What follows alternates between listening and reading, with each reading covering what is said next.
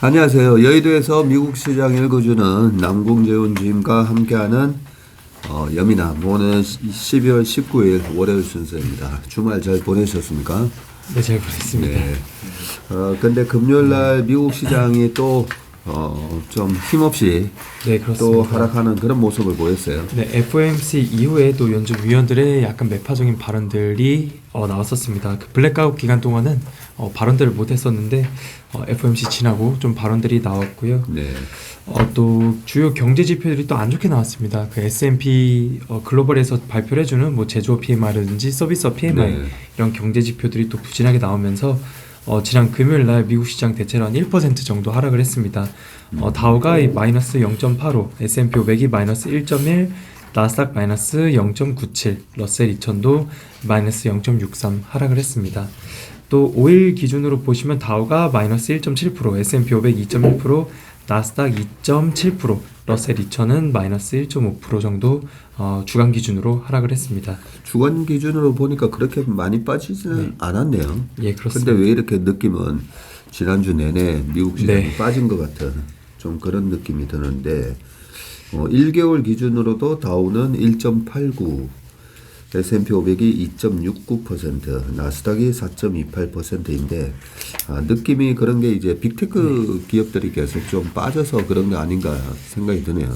예, 그렇습니다. 일단 업종별로도 보시면 지난 금요일 날 11개 전업종 모두 약세를 보였습니다.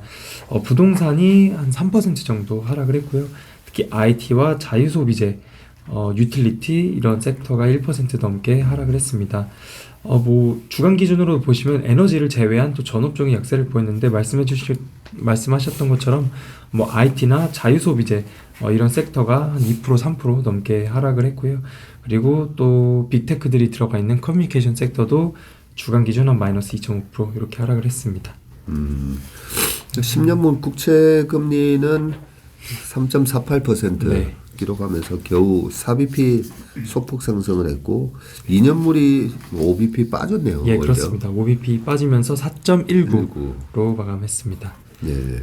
그리고 달러 인덱스는 소폭 상승을 했고요. 뭐 WTI 유가나 천연가스, 뭐 구리, 비트코인 대체로 다 하락을 했고 비트코인도 현재 한 16,000달러 선에서 거래가 되고 있습니다. 금만 소폭 상승을 했습니다. 네.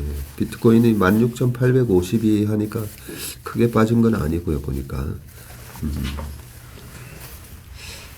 그리고 네, 지난 금요일 날 경제 지표들이 좀 발표가 됐는데 일단 S&P 글로벌에서 발표를 해주는 12월 달 예비치입니다. 그래서 확정치는 아닌데 제조업 PMI가 46.2로 나왔고요. 컨센서스가 47.7이었습니다. 그래서 하회했고 서비스업 PMI도 44.4, 컨센서스가 46.8이었는데 좀 안 좋게 나오면서 이런 경제 지표들도 좀 시장에 영향을 준 것 같습니다. 지난번에 이제는 bad is good이고 good is 네. bad가 아니라 이제는 not anymore이라고 얘기하셨는데 예, 그렇습니다. S&P 글로벌 제조 PMI가 컨센보다 1%나 낮게 네, 나왔음에도 그렇습니다. 불구하고 시장은 이제는 배드는 배드로 받아들이고 예. 있네요. 제조 PMI가 46점이면 상당히 안 좋은 건데, 네. 그게 여전히 연준 의원들이 보니까 계속 좀 호키시한 발언을 하는 것 같아요. 계속. 예, 그렇습니다. 그 위원 세 분이 지난 금요일 날 인터뷰 뭐 이런 것들 인터뷰를 했습니다. 일단 먼저 존 윌리엄스 뉴욕 연은 총재는 인플레이션은 여전히 높은 수준이고 확실하게 잡기 위해서 금리를 최대한 올릴 것이다. 내년 최종 금리 S&P에서 5.1% 이렇게 점수표 나와 있었는데 이것보다도 더 높을 수 있다라고 했고요. 높은 서비스 부문의 인플레이션 여전히 문제고 커다란 수급 불균형을 고려하면 서비스 인플레이션은 좀 더 지속할 수 있다라고 했습니다. 그리고 뭐 대체로 다른 총재들도 내년에 5%에서 5.5%를 전망한다. 다만 현재 경기 침체 상태는 아니고 경기 회복력이 강하다라는 것이 입증되었다. 이렇게 하면서 금리를 더 높게 올려도 경기가 아직 강하기 때문에 더 올려도 괜찮다. 이런 내용이었고요. 또 메리 데일리 샌프란 여는 총재는 지난 금요일 날 매파적인 발언이 이어졌습니다. 원래 되게 비둘기파적인 인물로 알려져 있는데요. 네. 이분이 아직 갈 길이 멀다. 물가 안정 목표치에서 너무 멀다. 최근 CPI 데이터는 환영을 하지만 이 정책 방향을 바꾸기에는 충분하지 않다라고 했습니다. 그리고 시장이 인플레이션에 대해서 왜 그렇게 낙관적인지 잘 모르겠다라고 했고요. 나는 좀 더 많은 물가 하락의 증거를 원하지만 이 시장은 완벽한 상태, 이 퍼펙션 이런 부분을 가격에 책정하는 것처럼 보인다. 그리고 주택과 관련한 비용이 줄어든다면 서비스 관련 물가가 잡히는 모습이 보일 것이다. 라고 또 한 인터뷰에서 얘기를 했습니다. 그리고 또 노동시장 관련해서는 노동시장은 균형을 잃은 상태인데 일자리 찾는 것은 쉽지만 일할 사람을 찾는 건 어렵다. 이렇게 인터뷰를 했습니다. 이 메리 데일리 샌프란시스코 연은 총재는 최근에 이제 샌프란시스코 집값이 3개월 연속 빠지다 보니까 조금 비둘기파적인 발언을 많이 했었는데 그죠? 네. 예. 근데 이번에는, 다시 매파로 돌아섰네요. 그리고 또 마지막으로 로레타 메스터 이 클리브랜드 연은 총재는 연준이 예상보다 연준이 예상한 수준보다 좀 더 높여야 한다. 그래서 중간값보다 더 높은 수준을 전망을 한다라고 했고요. 추가적인 상향 조정에 대해서도 가능할 수도 있다라고 얘기를 했습니다. 그리고 금리를 올리고 상당 기간 동안 장기간 유지를 하고 인플레이션을 좀 더 잡기 위해서 높은 수준의 금리가 오래 유지돼야 된다라고 했습니다. 그래서 higher for longer 이라는 내용 같습니다. 그래서 네, 이런 위원들의 발언들이 또 있었고요. 이런 매파적인 발언들 계속 이어지고 있는 모습입니다. 네. 이제는 시장 자체가 경기 침체를 반영하면서 유가도 빠지고 그러다 보니까 이제 에너지 섹터도 못 가고 그죠? 예, 경기 침체가 온다고 하니까 부동산 섹터도 약해지고 전반적으로 이제 성장주 뭐 할 것 없이 지금 이제 좀 다 같이 빠지는 그런 모습을 보이고 있는데 반도체는 어떻게 됐습니까? 네, 필라델피아 반도체 지수를 보시면 지난 금요일 날 하루에 마이너스 0.95% 하락을 했습니다. 뭐 주간 기준으로 마이너스 3%, 월간 기준으로도 마이너스 2% 정도 기록을 하고 있습니다. 그리고 같이 종목들 좀 보시면 엔비디아 같은 경우 마이너스 한 2%, 그리고 브로드컴이 마이너스 0.4%, AMD 마이너스 1.7% 기록을 했고요. 마이크론 테크놀로지만 강보합 정도로 마감을 했습니다. 그나마 다행이네요. 예. 금융 섹터는 또 어떻게 됐죠? 네, 금융 쪽에서 일단 JP모건이나 뱅크 오브 아메리카, 웰스파고 다 약보합 정도로 마감을 했습니다. 근데 블랙록은 한 플러스 0.3% 정도 강세로 마감을 했고요. 예. 섹터 쪽에서 좀 보시면 뭐 필수 소비재나 헬스케어 그동안 잘 버텼던 이런 섹터들도 다 크게 하락을 했는데 뭐 월마트 같은 경우 마이너스 1.8%, 그리고 P&G, 코카콜라, 코스트코 한 마이너스 0.5% 정도씩 하락을 했습니다. 그리고 헬스케어 쪽에 뭐 화이자가 마이너스 4.2%, 모더나가 마이너스 6.7% 이렇게 또 크게 하락을 했었던 모습입니다. 그리고 자동차가 또 특히 안 좋았습니다. 뭐 GM 마이너스 3.9%, 포드 마이너스 7%, 루시드 마이너스 1%, 리비안 마이너스 6%, 그리고 테슬라가 또 마이너스 한 4.7% 하락을 했는데 또 아래에서 자세히 또 말씀을 드리겠습니다. 그리고 유럽 쪽 시장도 잠깐 말씀드리면 유로존 CPI가 발표가 됐는데 10.1%가 나왔습니다. 컨센서스가 10%였는데 네. CPI가 조금 컨센보다 높게 나왔고요. 그리고 코어 CPI는 5% 정도를 전망했고 컨센서스와 부합한 수준으로 나왔습니다. 이쪽에서도 그 제조업 PMI와 서비스업 PMI 12월달 예비치가 나왔는데 일단 컨센서스보다는 조금 높게 나왔습니다. 제조업 PMI가 47.8, 컨센서스가 47.1, 그리고 서비스업 PMI가 49.1, 컨센서스가 48.5 이렇게 발표가 되었습니다. 지난 금요일날 유럽 시장 주요 지수 보시면 대체로 이쪽에서도 다 1% 넘게 하락을 했고요. 뭐 영국 쪽에서는 마이너스 1.3, 유럽 스탁스 600 마이너스 1.2, 프랑스 마이너스 1.1, 독일 마이너스 0.7 정도 기록을 했습니다. 그리고 주간 기준으로도 대체로 마이너스 1% 넘게 하락을 했습니다. 근데 5일 주간 단위 수치가 잘못된 것 같은데. 예, 일일자랑 똑같이 일치해가지고요. 한번 체크해보세요. 예. 유럽 쪽. 네, 다시 한번 확인해 보겠습니다. 예.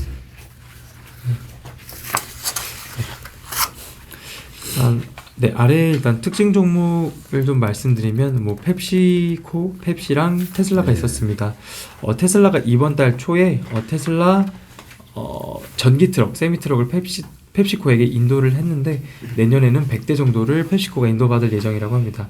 그리고 월마트나 크로거 등의 고객들에게도 인도할 예정인데 펩시코가 현재 36대의 이 세미 트럭을 보유하고 있다라고 합니다. 15대는 이 모데스토, 그리고 21대는 세크라멘토, 모두 캘리포니아 쪽에 위치를 해 있고요.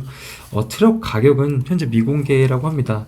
그래서 펩시 쪽이나 테슬라 이쪽에서도 모두 미공개인데 경쟁 차종 가격이 컨센서스가 대체로 한 23만 달러에서 24만 달러 정도가 되는데, 다만 테슬라의 이 세미 트럭의 배터리 팩이 1000kW로 경쟁사 대비 한 2배 정도 되기 때문에 좀 더 비쌀 수 있다라고 얘기를 합니다. 그리고 펩시코에게 인도되는 차량의 운행 가능 거리는 한 500마일, 한 800km가 좀 넘어가고요. 다만 이 배송하는 음식의 무게에 따라서 운행 가능 거리가 좀 다를 수 있다라고 합니다. 예를 들어 음식이 좀 가벼운 뭐 이런 거라고 하면 좀 더 멀리 가겠지만, 그 탄산음료, 펩시코, 뭐 콜라나 이런 것들은 좀 더 무겁기 때문에 무게에 따라서 주행 가능 거리가 좀 바뀔 수 있다라고 합니다. 충전 시간 같은 경우 배터리 한 20%에서 풀 충전까지 한 3-40분 정도 이렇게 소요가 될 수 있다라고 합니다.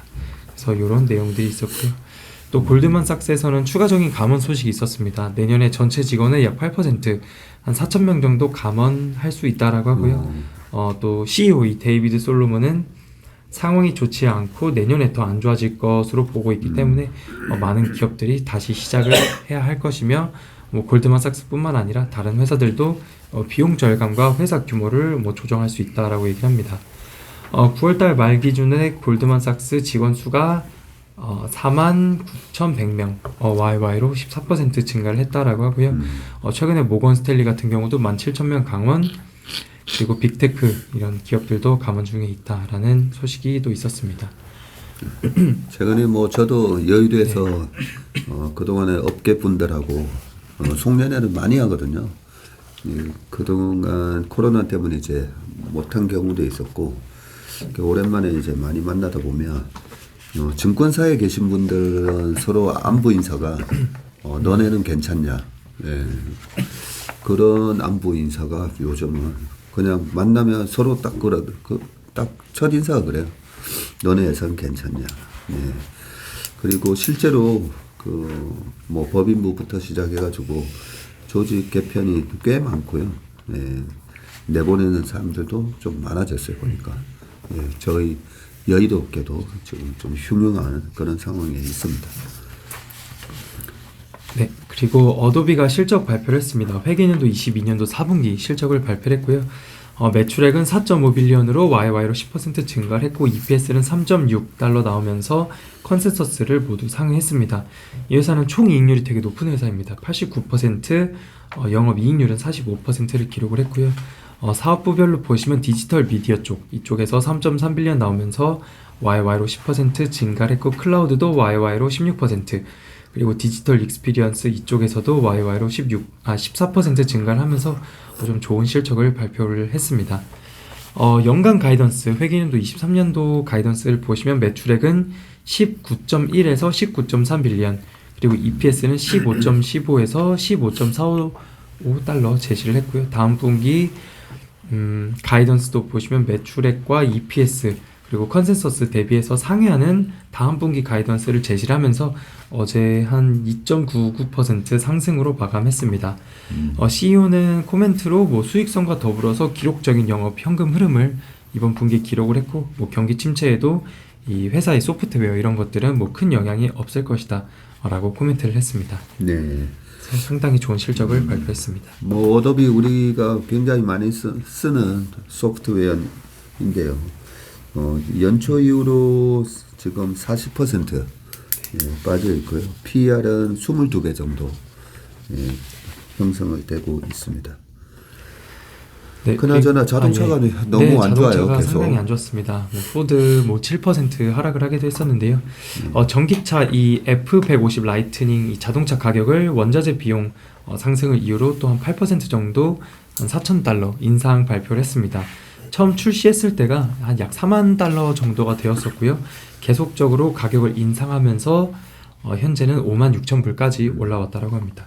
그래서 처음에 가격 4만 달러 냈을 때는 다른 전기차 대비해서 가격이 그래도 괜찮았는데 지금은 좀 매력도가 낮아졌다라고 하고 원자재 가격, 뭐 코발트나 니켈, 리튬 이런 가격들이 올라왔고 공급망 문제로 비용이 늘어나고 있기 때문에 또 가격을 인상했다라고 합니다. 일단 회사 가이던스가 내년까지 15만 대 판매를 제시를 했는데 올해 10월달 기준으로 13,258대를 판매를 했기 때문에 약간 시장에서 내년 가이던스를 달성하기 힘들 것으로 전망을 하고 있습니다. 가격도 올렸기 때문에 매력도도 떨어지고 있고 내년에 뭐 경기 침체 그리고 자동차 뭐 수요 둔화 이런 것들 때문이라고 합니다. 그래서 자동차 업종이 모두 지난 금요일날 안 좋았습니다. 테슬라나 GM, 루시드, 리비안 등 이런 종목들이 일제히 하락을 하는 모습을 보였습니다. 예. 뭐 경기 침체가 온다니까 경기 침체가 오면 경기 소비자 중에서 가장 이제 지출 금액이 큰 자동차가 영향을 받을 거고 그래서 자동차 주식을 팔아야 된다. 이런 게 이제 공식화되어 있다 보니까 자동차 주식이 최근에 한 3개월 동안 빠졌는데 그동안 한 5월달 이후로 포드나 이 자동차가 상당히 이제 좀 강한 모습을 보이다가 그동안의 상승을 다시 이제 좀 반납하는 듯한 모습을 보여서 좀 아쉽기는 한데요. 포드가 지금 3개월 기준으로 이제 17.6% 빠졌고 1년 기준으로는 포드 역시 41.6% 정도 빠져 있습니다. GM이나 포드나 지금 PER은 딱 6배 정도 그렇게 형성되어 있는데 이런 부분이 현대차, 기아차하고 좀 비슷해요. 보니까 밸류에이션 받는 게 보니까 PER 6배로 그 6배라는 거는 경기 침체가 내년에 오면서 좀 더욱더 나빠질 수도 있다. 그런 것까지 다 반영을 좀 한 것 같은데 그동안에 코로나 때 그 직전에 전 세계에서 자동차가 이제 한 9천만 대 팔리다가 코로나 때 7천만 대밖에 안 팔렸어요. 한 2천만 대가 덜 팔리고 그 이후로 이제 21년 작년 올해 해서 한 7,700만 대 그리고 올해 한 8천만 대 예상을 했다가 8천만 대 지금 안 나올 것 같더라고요 보니까.